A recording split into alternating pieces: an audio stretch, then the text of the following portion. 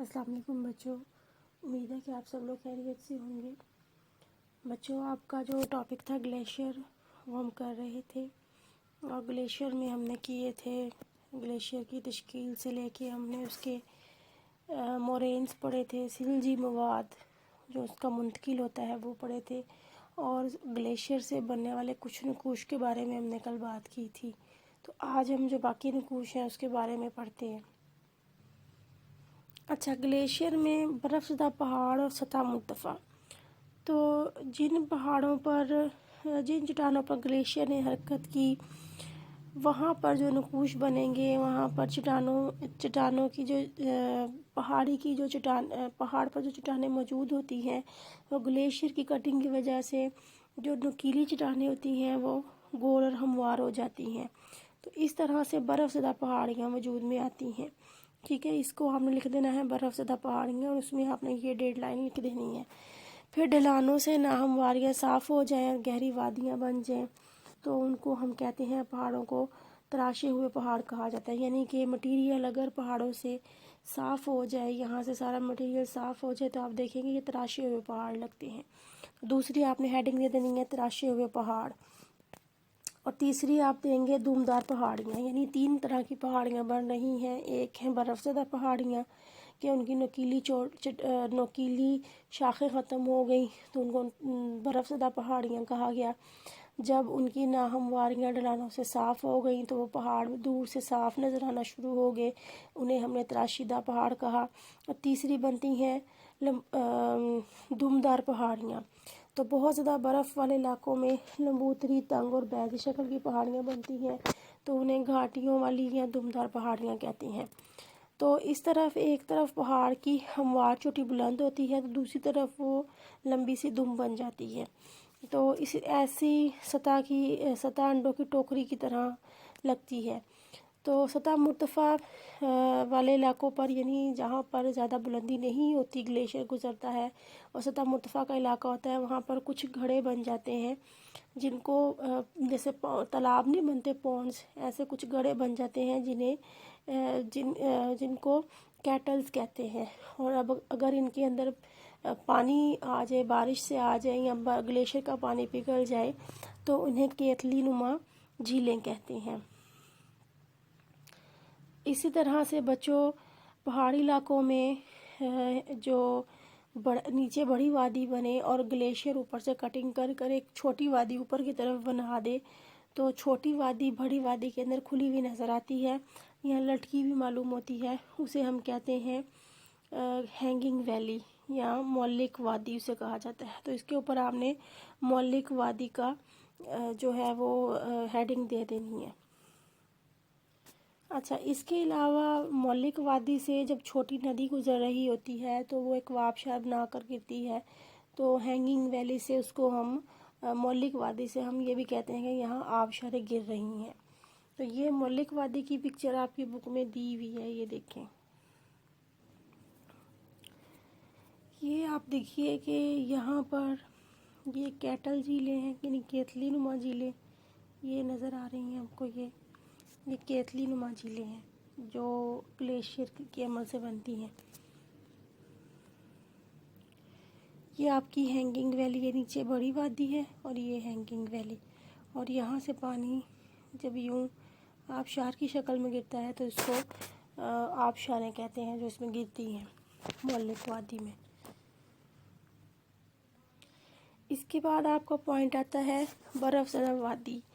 یہ میں نے آپ کو پیچھے بھی بتایا تھا کہ جب دریا وی نما وادی بناتا ہے تو گلیشیئر اس وادی میں اگر داخل ہو جائے تو وہ اس کو کٹنگ کر کے یو شکل میں تبدیل کر دیتا ہے، تو ایسی وادی کو یو نما وادی کہتے ہیں۔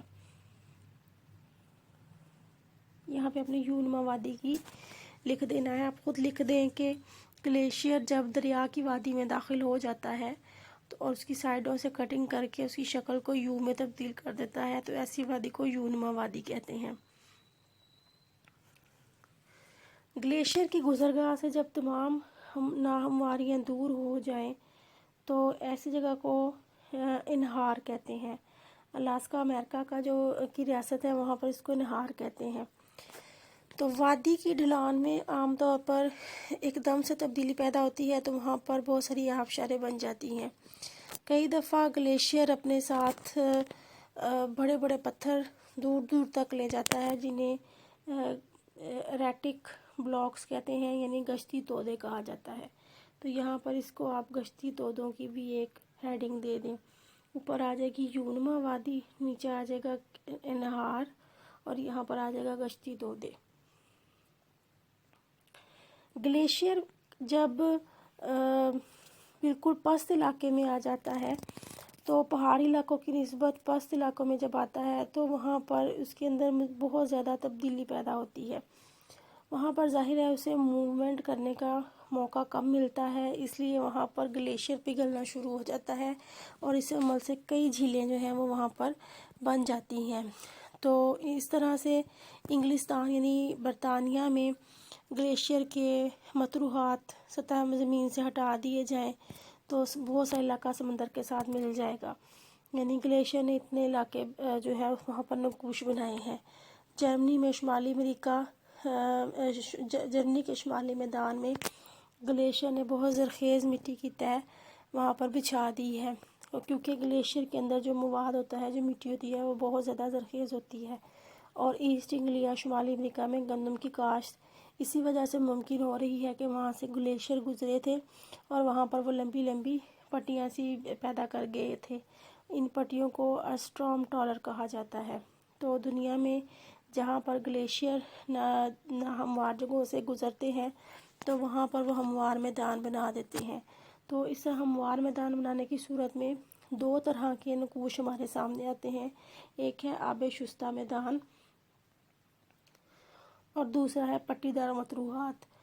آب شستہ میدان کس طرح سے وجود میں آتا ہے کہ گلیشیئر پگھل جاتا ہے اور اپنے ساتھ جو مواد لے کے آیا ہوتا ہے وہ باریک مواد میدان کی شکل میں بچھا دیتا ہے، تو اسے ہم کہتے ہیں آب شستہ میدان۔ اسی طرح سے جب گلیشیئر سے نکل کر کوئی جھیل ڈیلٹا بناتے ہوئے گزرتی ہے تو اپنا باریک مواد پٹی کی شکل میں بچھا دیتی ہے، تو اس کو ہم کہتے ہیں پٹی دار متروہات۔ یہ دیکھیں، یہ آپ کو یہ پلین نظر آ رہا ہے، یہ آؤٹ واش پلین ہے، اور پٹی کی صورت میں جب مواد بچھا دیتی ہیں اس طرح سے تو اس کو ہم پٹی دار متروہات کہتے ہیں۔ اس کے بعد آ جاتا ہے کہ گلیشیائی براعظمی گلیشیئر کے جو ہیں وہ خطوں کے جغرافی پہلو کیا ہیں، وہاں پر کیا چیزیں نظر آتی ہیں۔ تو یورپ اور شمالی امریکہ کا بیشتر حصہ جو تھا وہ ایک دور گزرا تھا زمین کے اوپر جب یہاں پر بہت زیادہ برف باری ہوئی تھی، تو یورپ اور شمالی امریکہ کا وہ بہت زیادہ علاقہ جو تھا وہ برف سے ڈھکا رہا، اور آج تک بھی وہاں پر برف موجود ہے، اور اس لیے وہ جغرافی لحاظ سے بہت اہمیت کے حامل ہے۔ تو وہاں گلیشیئر مٹی کے میدان، جھیلی میدان، اس طرح کی چیزیں موجود ہیں جو زراعت کے لیے نہایت مفید ہیں۔ تو شمالی امریکہ میں انڈیانا، الینائے، نبراسکا اور منیسوٹا کے جو میدان ہیں پریری کے، وہ بہت زیادہ اس لحاظ سے مشہور ہیں۔ اسی طرح سے براعظمی گلیشیئر کے نقوش جب ہم دیکھتے ہیں تو براعظمی گلیشیئر چونکہ بہت بڑا گلیشیئر ہوتا ہے، وہ پورے براعظم کو اس نے تقریباً ڈھکا ہوتا ہے، تو براعظمی گلیشیئر سے بھی ایسکرز کیمز اور آب شستہ میدان بنتے ہیں، اور ان سے حاصل ہونے والی ریت بجری جو ہے وہ عمل تعمیر کے لیے بڑی اہم ہے، اور جو باریک مواد ہوتا ہے وہ صنعتوں میں بھی استعمال کیا جاتا ہے، جو باریک ریت ہوتی ہے، اور اس کے علاوہ پانی کی ایک بڑی مقدار کا ذخیرہ کیا جاتا ہے براعظمی گلیشیئر کے پانی کا، اور اس سے شہروں میں فائدہ اٹھایا جاتا ہے۔ تو یہ بچوں آپ کا جو ٹاپک تھا گلیشیئر کا یہ کمپلیٹ ہو گیا ہے۔ اب آپ نے اس کو اچھی طرح سے پریپیئر کرنا ہے۔ ہم نیکسٹ لیکچر میں انشاءاللہ ہم شروع کریں گے ہوا کا عمل۔ ہوا کا عمل اس سے تھوڑا سا آسان ہے، اس میں اگر آپ کو کوئی مشکل ہے تو تھوڑا تھوڑا کر کے آپ اس کو پڑھیں، اور اس سے ریلیٹڈ مجھ سے کوسچن آپ پوچھیں، اور اپنا خیال رکھیے گا۔ اللہ حافظ۔